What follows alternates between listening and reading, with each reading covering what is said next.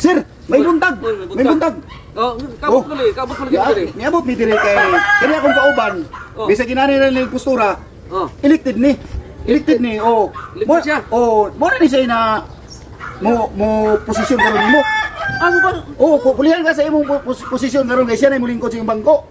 Gani alang yung katuyo sa imong panimalay kay para may paybalo sa imong dili na ka karapat dapat kay tildi na ka.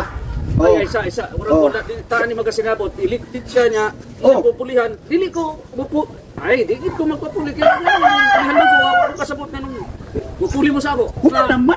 Kung ba ato pinili ay kani siya, mao na ni siya gipili karon. So pwede na ni siya nga mo lingkod sa imong trono. Ay, kung na pinili ay kamay ay pagpalayo kay dili ta magasinabot ana. Unsa man nga pinili ay ang inyong gidag-an nga sa akong pagpaminaw sa akong masabtan wala ko may pinili ay nga akong na sa imo diri wala pa may pinili ay unsa man nga pinili ay inyong nadag-an. Ang iyang nadaganan ni para masabtan day nimo.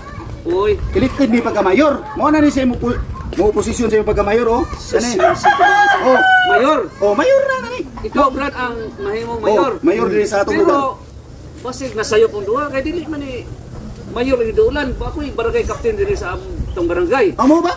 Di sayo pa inyong gidulan. Dili mo pasensya mo, panglayas mo. Ay dili ni mao among nadulan nga. Dili ni mayor ba na inyong kapitan bang ko? Kapitan mo ini mong residency. Mo ni among residency diri.